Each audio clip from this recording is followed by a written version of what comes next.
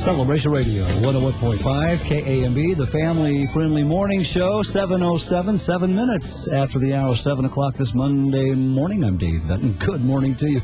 And that's Marissa Juarez, love of my life. And she is one of our 2010 Christian Artist Search Top 10 finalists.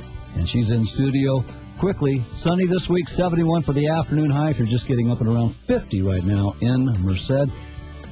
And Marissa, welcome to KAMB. Thank you for having me. Good morning. It's our pleasure. Good morning. Good morning to you, too.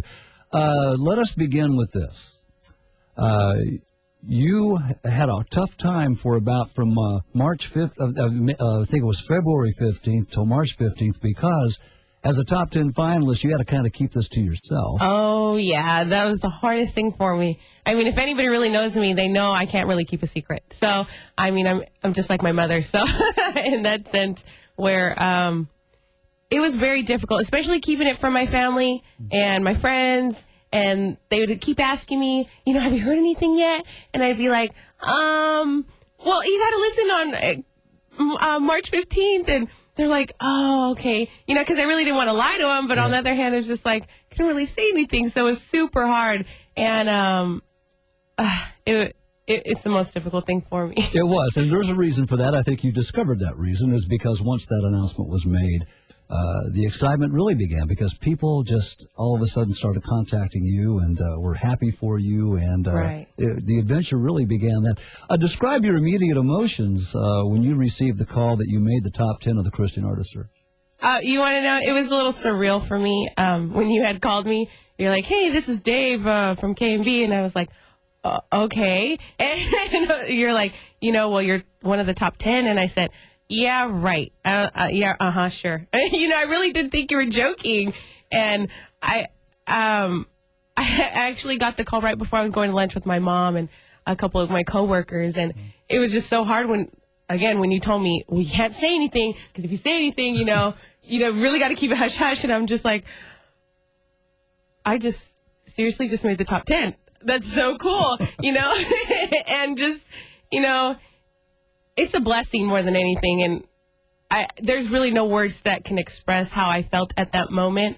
It was just like, wow, God has a plan for me. And I hope, it glorifies him more than anything.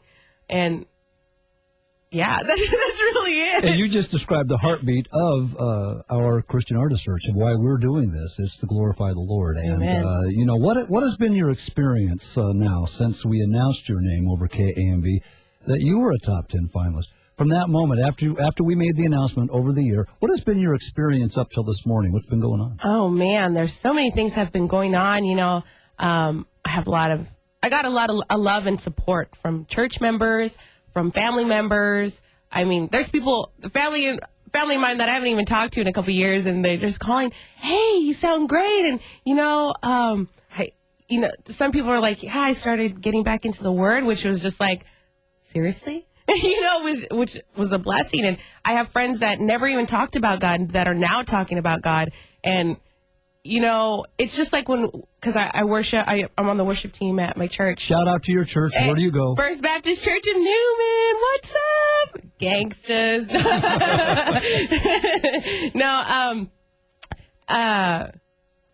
When I worship on the worship team every Sunday or every other month, but just hearing the Spirit work in people's lives and how amazing God works in their lives and what God has done for them and what God has done for me and my family has just been a blessing in itself. So. If you're just joining us, it is 7:11, 11 minutes past 7 o'clock, and we're talking to Marissa Juarez of Newman. She is one of our 2010 Christian Artist Search top 10 finalists. And beginning today, for the next couple of weeks, each top 10 finalist will be in the studio to talk, and we're going to be letting you get to know them even better. Before we go to a break and another song, briefly share with us when you began your relationship with Jesus Christ. What was going on and how did that culminate? Yeah, well, I always had a relationship with Jesus Christ, just never was, I guess you can say, serious about it. I mean, I went to church at a young age, but it was never something that I took.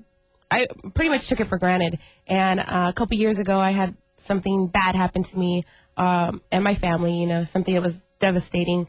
And I just saw how I was to somebody and the way they were treating me is the way I took it. I was treating God in that way because I had cared for this one person so much, and, you know, they were just pretty much treating me like dirt. And I felt, you know, I would never want somebody to feel the pain I had felt, you know, and here I am doing the same thing to God, you know what I mean? You know, putting him on the back burner, and, you know, he wants to love me so much, and he wants to do all this for me. And, you know, the Lord sent his son for me, and I'm just taking it for granted and just putting it on the back burner and not even worrying about it. And to myself, I'm thinking, wow, you know, I had somebody hurt me really bad, and I'm just doing it to somebody else that I would never, like I said, I would never want somebody to feel that. And I was doing exactly the same thing somebody was doing to me. And so that right there was the turning point for me, that I was like, no,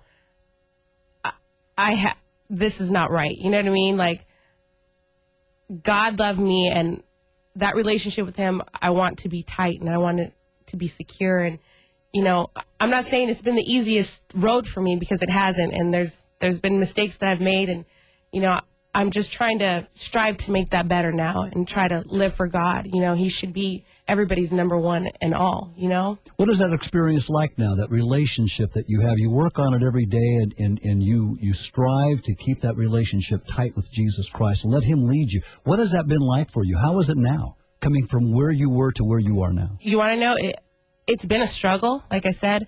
It hasn't been the easiest road, but it's everything that's come along with it has been the biggest blessing ever. You know, whether good or bad that God has put in my path, you know, I just learned from it. And, you know, he just puts me in that direction where he wants me to go. And or at least I hope that's the way he wants me to go. But, you know, I'm a lot more mature. There's a lot of things that I've grown through Christ. You know what I mean? That before I had the me syndrome. I didn't care about nobody but me. And now it's more like God showed me, you know, you need to care about everybody, you know, whether you don't like them or not. And it's just, you know, it's just made me a better person and a better parent, you know, more than anything. You have a 1-year-old daughter? No. She's going to be 5 this year. You have a 5-year-old daughter? Yeah. Yeah, she's going to be 5. And, oh, man, she is something else. She is a character. She got some mind of her own. And sometimes I'm thinking, oh, just please let me raise her to the right way. I don't want to, you know, mess up this child. But, she is a character. And if she's listening out there, I love you, mamas. Love you.